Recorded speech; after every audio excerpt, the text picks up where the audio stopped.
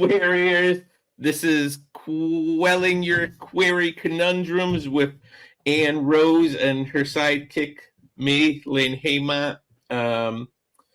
Thank you for joining us. Like, subscribe, comment, submit your queries. I'm going to have the email pop up right here on screen because I figured out how to do that. So, ooh, you fancy. I know, I'm good, aren't I? So, watch out. Take us away, Anne Rose. Take you away. All right. Well, we are going to get together and do another query today. So I guess, so you can look for that, whatever. We're just going to jump right into it. I'm picking them at random, so please keep them coming into the inbox. Like Elaine said, he's going to post the email below. So share, help, keep sending them in. And we're just going to keep randomly pulling emails or query letters out to read to you. So, okay.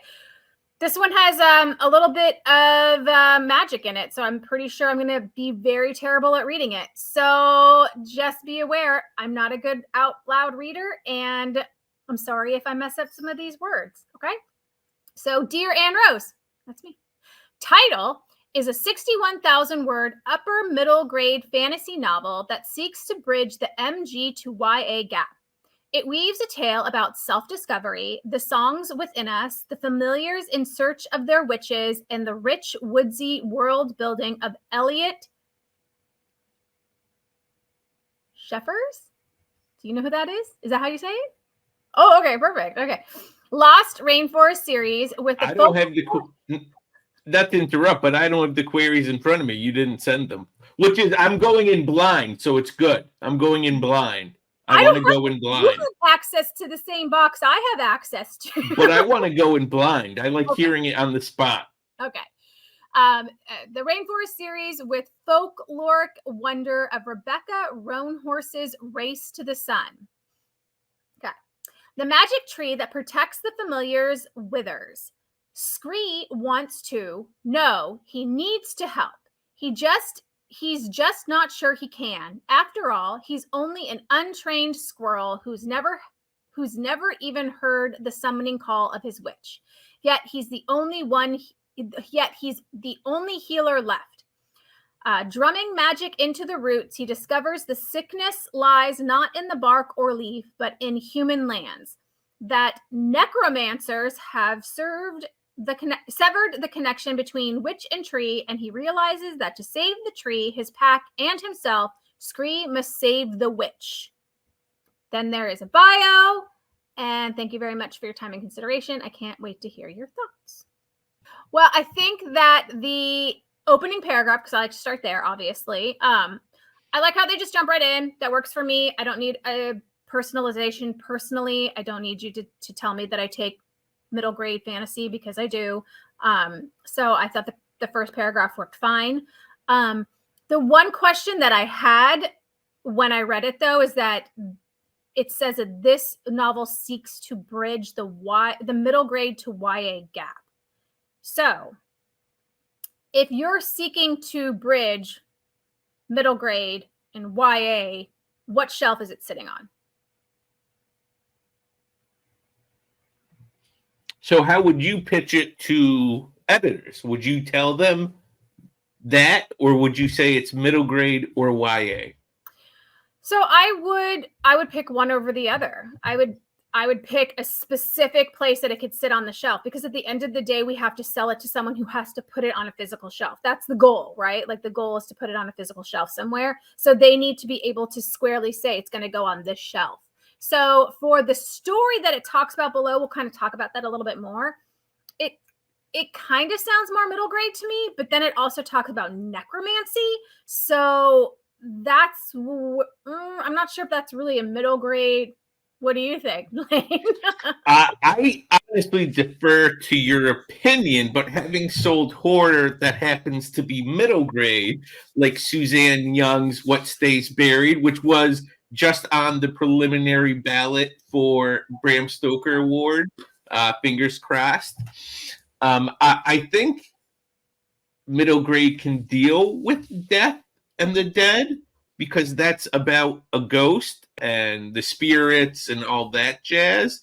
But I do think just from the squirrel, it sounds more middle grade. And usually I hate animal protagonists, but for some reason I'm super excited about a squirrel protagonist. I don't know if it's because I love squirrels and always watch them run around gathering their nuts, and I'm like, oh, look, a squirrel. Okay, I wasn't sure. Maybe it was like the use of the word necromancy that was throwing me off. That word itself, like I don't generally like. Yeah, you hear stories about middle graders that deal with death and ghosts and all those things, but you don't generally pick up a middle grade book and be like, "This is a book about necromancy." You're like, "Wait a minute." I guess maybe the word for me was what tripped me up, but that makes sense. So it very well could sit very, very squarely middle grade. So I would just, for the first paragraph, this is a middle grade because you say it's a middle grade fantasy. So I think I would just get rid of that bridge line. So as we go on.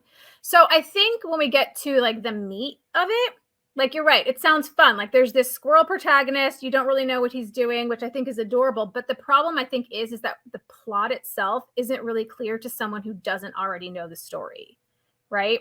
So there's witches and the squirrel is a healer and the tree is dying, but I'm not sure how all of those things kind of connect in this world. So I think maybe stepping back and trying to like maybe simplify just a little bit.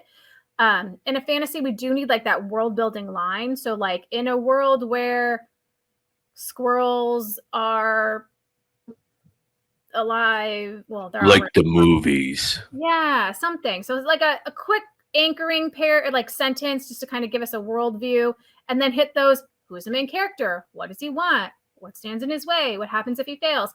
So like some of that's here, but because we don't understand really the world that they're coming from, I think that we are kind of left floundering with what exactly it is the story is about. And then your dog is there. Yes, he's old, he's 15, he's a lunatic, and he does not like being left alone.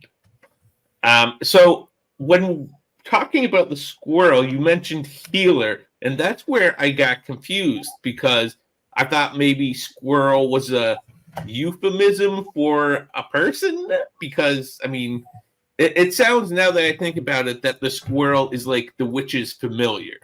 Let me make sure this is squirrel and not squire. Ooh, that would be hilarious. No, I'm pretty sure that word is squirrel. Squirrel.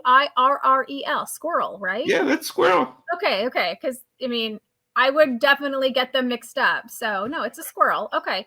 I mean, I think the idea of like a witch being, I don't know, like a squirrel needs to be, I guess, are the witches bad? Are they good? I'm not quite sure how that dynamic works either. So, but I mean, it sounds like it could be really cute and like a really cute middle grade story. What's the word count? 61,000. So it's a good for middle grade. Middle grades are 61,000? 60, yeah. 60 to 80 for middle grade fantasy. Really? Yeah. Interesting. So would you request pages? I would definitely look at the pages, even based on this, just to kind of get an idea of like what they're going for. And I would probably also check out the synopsis and hope that maybe I get a better, clearer view of what the world building is and what exactly we're going after here. Like you said, like I'm not usually into animal protagonists, but I don't know. It just sounds kind of cute. So I'd probably check it out. Okay. So that was me, Anne Rose, and Leigh Heymont with Quelling Your Query Conundrums. So if you have queries that you're feeling very conundrum-y about, send them to us, and hopefully we'll help you out. Like, subscribe, comment, and we will catch you on the flip side.